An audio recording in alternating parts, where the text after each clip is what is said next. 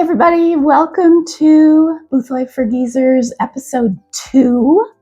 Today we have both geezers. This is Mark, my husband, and he is currently wearing one of his t-shirt collections, part of his t-shirt collection. I am currently unsupervised.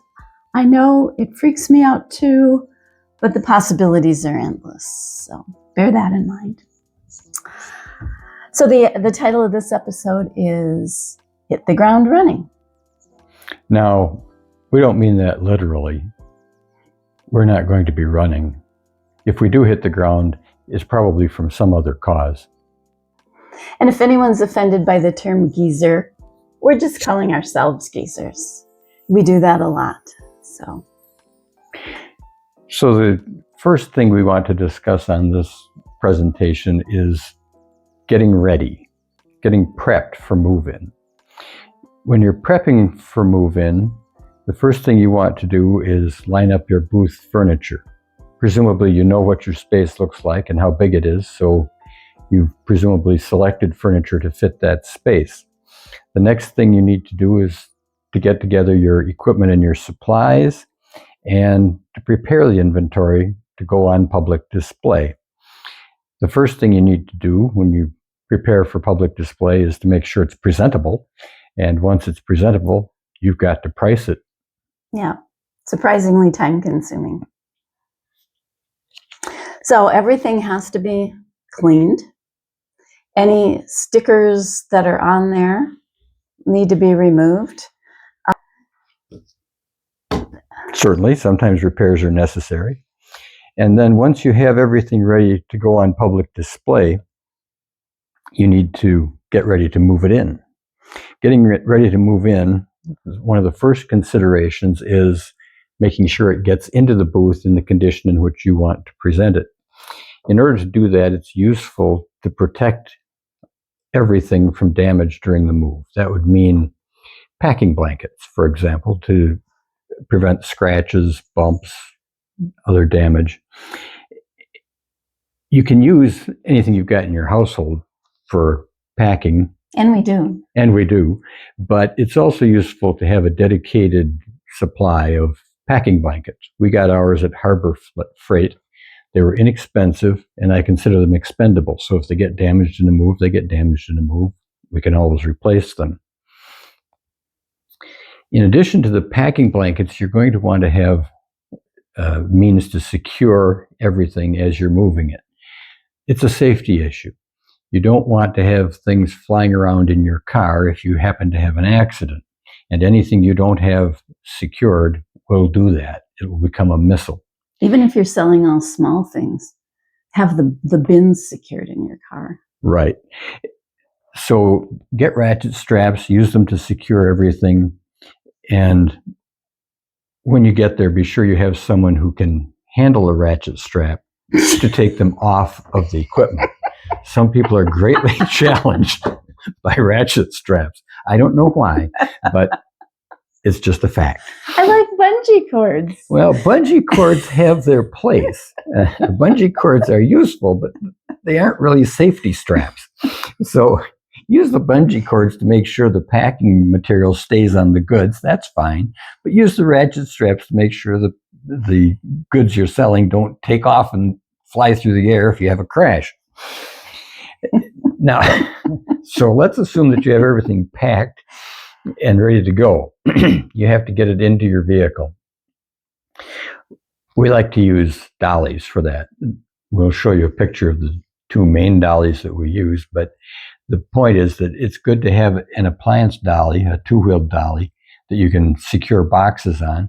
And it's also good to have a flat platform dolly, one with 4 wheels and maybe a rope to pull it with.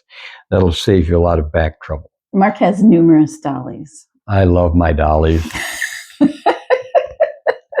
Anyway, it's not a Barbie collection. The king of the dollies. No Barbie collection. You will also want duct tape. Now, duct tape comes in 2 qualities, good and terrible.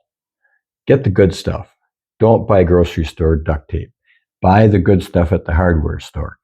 It'll save you time, trouble, and frustration. Does it need to say duct or duck? If it says duck and spells it D-U-C-K, the manufacturer is a fool. Frog. And he's probably putting bad Not frog. products on the market. Don't get frog tape. That's for painting. Never mind. Yeah. Onto my list, and I have a whole pile of visual aids here. First thing you're going to be doing with your stuff, since you probably got it at Goodwill or someplace that's got price tags on it, is get the price tags off. And one tool that you will be able to take to the booth with you every time you go is your breath. And that can be very helpful in getting a price tag off. If you get to the booth and you're out of breath, take a little rest. I think I deleted the picture of you sleeping on the floor in our booth. So you can see if I kept at it, it would come off quite well with the breath. But there's also rubbing alcohol, works really great for taking off price tags and also for cleaning items. Don't drink it. And we have Goo Gone and Goof Off products that are also good for taking off price tags. I cut up a little dish cleaning sponge into small, I cut it in quarters, and it's really handy to use this with any of these other products. Gets them off really well. But if it doesn't, some scrapers are helpful. You'll be doing some fixing, and one of my favorite things to do with fixing is, where are my Sharpies here? Fake it. You can do a lot by coloring in little discolored spots. We also have a set of furniture pens that we may be catching a glimpse of later. You will want probably some paint and some brushes or some shoe polish or something like that to cover spots on things. You might want spray cans of finish. We tend to use Rust-Oleum. It's nice to have the matte, the semi-gloss, the clear, and the gloss, just in case, if your item is uneven in its gloss, you can fix that with a spray can pretty easily. Sanding equipment is nice. You go through quite a bit of glue. This is Elmer's wood glue, but Tight Bond Quick and Thick is good. E6000. What do you use? You use this stuff, right? I like to use epoxy. It's stronger than conventional glue, and it really isn't that difficult to use because when you take it out of the package and pop this little cork out of it, it opens up two nozzles, and when you press the plunger, it will automatically dispense the right amount of hardener and glue, and you can just mix it together. So I just keep shards of glass around that I mix it on, or you could use a scrap piece of wood, and you just mix it up and then you apply it where you need it, and it will hold. Glue gun and things to protect your finger while you're using the glue gun. And wood putty comes in handy, although I don't have a visual aid for that right now. But we also use Old English scratch cover. This is the scratch cover for light woods. It also comes in a dark formula. And that hides a multitude of sins on wood furniture. If it's shallow scratches or just little marks here and there, does a really good job. You can use either epoxy wood putty, or you could use Durham wood putty. Durham wood putty comes in a powder, and you just dispense the amount of powder you want to use and mix it with water. It hardens quickly, it's user-friendly, and it cleans up with water. Okay, so that's the fixing segment here. Packing, as far as putting things into containers, don't go hog wild getting containers. I think it's easy to overbuy on containers, and then that becomes trash. So I think we got one container for our packing blankets, and then I think we bought 2 bins. and we just empty out the bins, fill up the bins, take them to and from the store, and that way you don't stash too much stuff without putting it away. So that's helpful, I think. It is. Don't overbin. We also, when we're packing things, we use plastic grocery bags a whole lot just to put in for packing material. It's nice to have some bubble wrap or something like that too, or some towels. But the plastic bags are really quick. Get them on, get them off. And we're usually in something of a hurry because a lot of times you don't want to clog up your booth with your tote of stuff. You want to get in and get out quickly, especially if people want to see what's in your booth. So quick is good when you're unpacking. A roll of adhesive plastic can be useful for packing as well, where you can just take it and wrap the goods with the plastic and then cut the plastic off when you're done. Although it does create a certain amount of plastic waste. Yeah, it's the kind movers use where they just have it on a roll and you wrap it around. And that's good for keeping packing blankets in place too. It does. So it secures them. Mm-hmm. Sometime we should tell them about our first move-in day. We'll call it True Confessions. Yeah, we definitely should do that. So pricing and tags. This is a surprisingly difficult and time-consuming task, which is why I leave it to my wife. Who puts it off? Yes. I'm getting better, though. Now, the store may have its own system and have requirements as to how you tag and price things, which you should probably follow their rules. In a former store, we were required to list the booth number, a short description, the price. In our current location, the description is optional, but we need it to know what they sold when we get the price tags in our little envelope where they put things after they sell them. Some vendors use inventory numbers. Don't ask us about that. Now, you've got a note here about go antiquing in cubby holes. What's that about? Oh, well, at the first store we were in, they had a computerized system, which was really nice for us.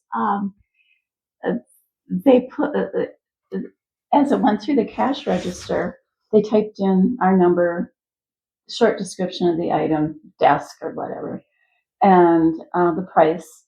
And so it went into this computerized system, and every day we got an email with the sales report, and we could check it during the day too if we were heading over there. There are other systems similar to Go Antiquing, but Go Antiquing was pretty nice. Current store is more old school in the sense that they take the tag off the merchandise, so it needs to be able to be cut off from there, and they don't put an item description in when they check people out, but they put your tag in an envelope, and then there's an envelope that you can check when you want to check what you've sold.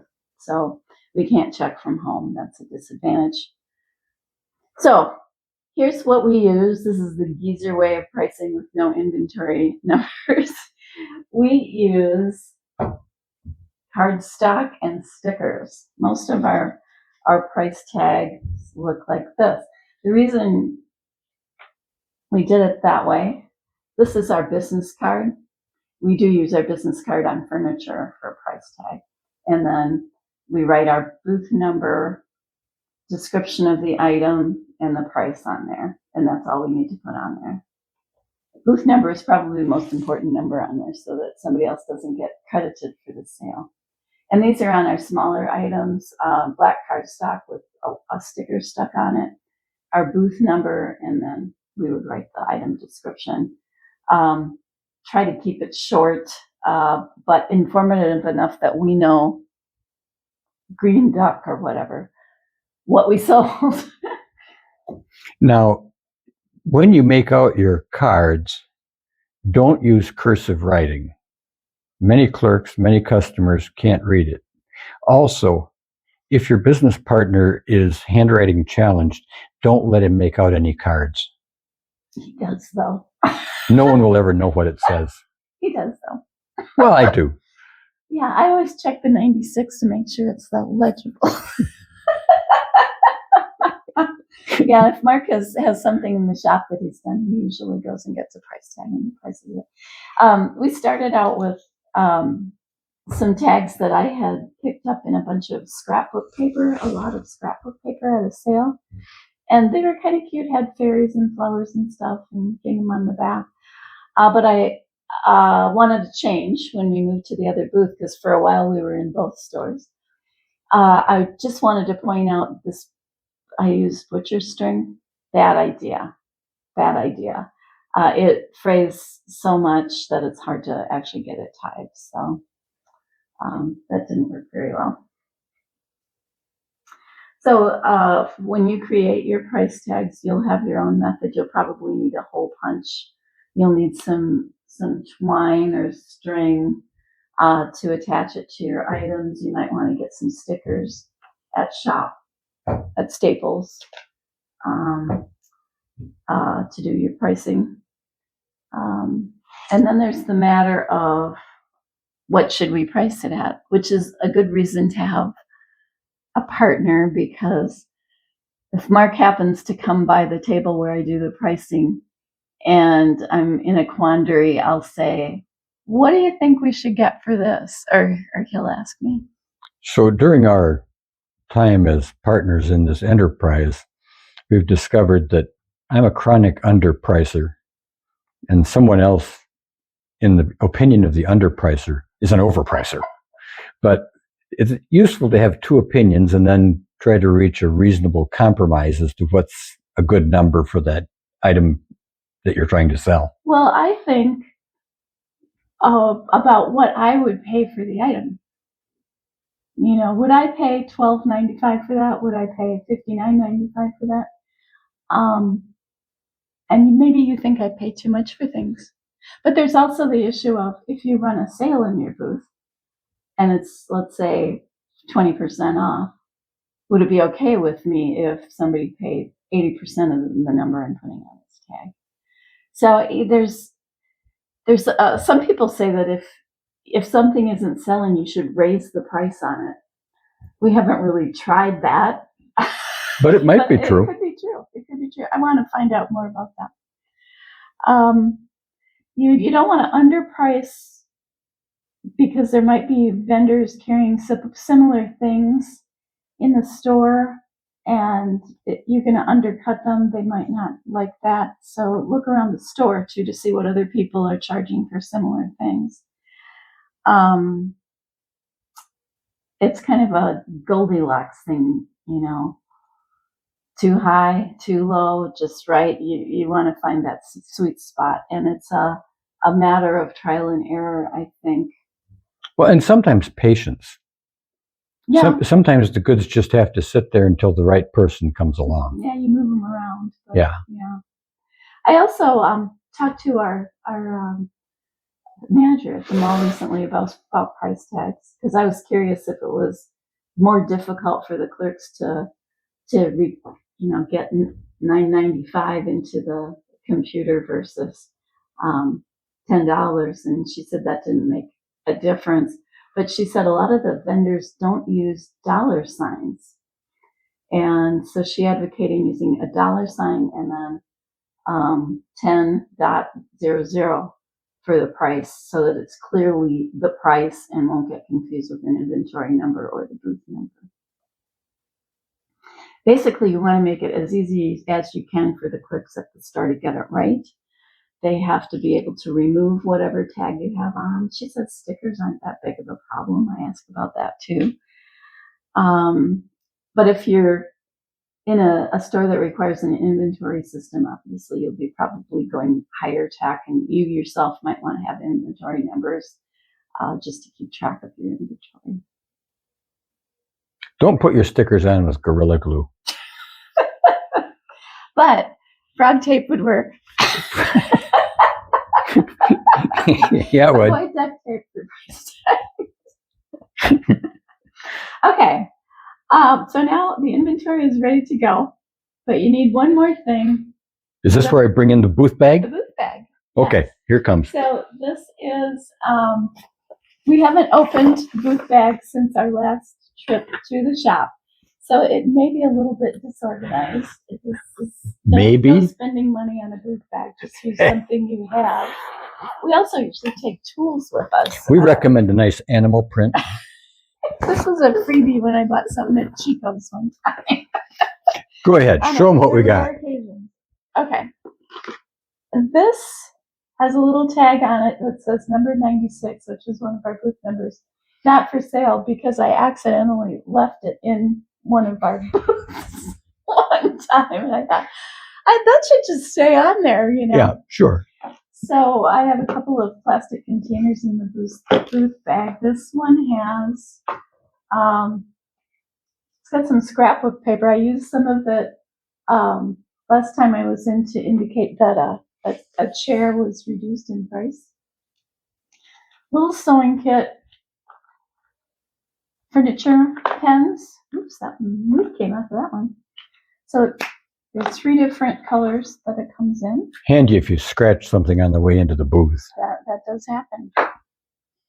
We got pens in here. We got a little bit of twine in here. We have a bag of S-hooks because one of our booths has a pallet section that's got spaces in it and you can hang with S-hooks. And what else? We got a little tube of crazy glue? Yep. Gorilla Glue Mini. And we have used that in there. Got several of those. What's that pink and green thing? Oh, that's a paper clip. No, the other one. This is something I took off of something. There's some more S-hooks. Sometimes you get a lot of stuff in There might be some more S-hooks down in the bottom. in your container. Okay, forge onward. Mm-hmm. Oh, well, if you sell light lamps in your booth, it's nice to have extra light bulbs because just when you plug them in, they go poof, and you don't have a light. Yeah, I so used one last time. Carry light bulbs. This is only big enough for the chandelier size bulbs, but they work. You know, they light. Why do we have a stapler? Well, we don't really need to have a stapler in there, but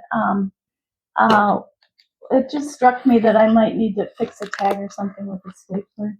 But they have a stapler at the store we could borrow, so I probably should. So maybe you could talk about this container. Oh, okay. Extra price tags is really got a pen in here too. So a stack of extra price tags. We have a dress form in one of our booths that wears garments that are for sale. So something to pin a new tag on if necessary. Some stickers. And this? I don't know why that's in there. I think I was going to put something on the dress form with this, like dressing rooms that away or something. It's good to have some tools. A supply of scissors, a pair of pliers can be very handy. A Phillips screwdriver, slot screwdriver. If you have one, a power driver is often useful for putting in screws to which you can mount the goods you're trying to sell. Yeah, Mark is always regretting that he forgot to bring his. I always leave it home. Drill drivers with him. Big S hooks. Yeah. And that is a big S hook. Here we have some more lights. Oh, these have to stay here.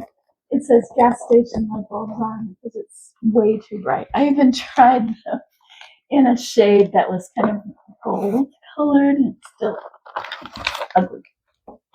Ah, your handy dandy wipes. Yeah, glass flips. Really helpful for, I use them for dusting too, but just if you have dishware or something and it's starting to look like it needs to be washed, that can work quickly. If you don't have a dish pan. Okay, what's this for? We put jewelry on our mannequin, so this is extra jewelry for the mannequin. That we is editorial. I don't do that. On the dress form. Your handy dandy rag. We have everything in this bag. Our booth is not close to a waste basket. I think we've pretty well exhausted the contents other than this strip of burlap. I don't think we really need 3 scissors in here. We probably could. I took that. Cull, We yeah. put a valance in one of our booths, and one of the tassels is missing. And I was planning to use the little sewing kit to sew on the tassel, but I've decided that it's not worth my time to do. As you work on your booth bag, you'll probably end up culling this and putting that in and doing that sort of thing. One rule with a booth bag is what you want is not in there. Frequently. Especially if you have 2 booths and Yeah. The bag is in the other booth. Right. This is a package of wipes that I used to carry a package of wipes in there, but it took up too much space, so I have taken to just keeping it in the car. Well, we can pack up the booth bag later. I think so. I think it's time to say goodbye. Goodbye. Thank you for watching episode 2 of Booth Life. I I'm hope you'll stay tuned for future episodes that will be somewhat like this, as well as we'll have some DIY episodes too. And some of them might be good. Some of them might be.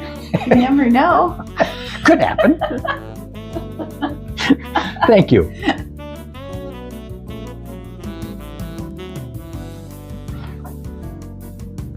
Well, that was fun. Yeah.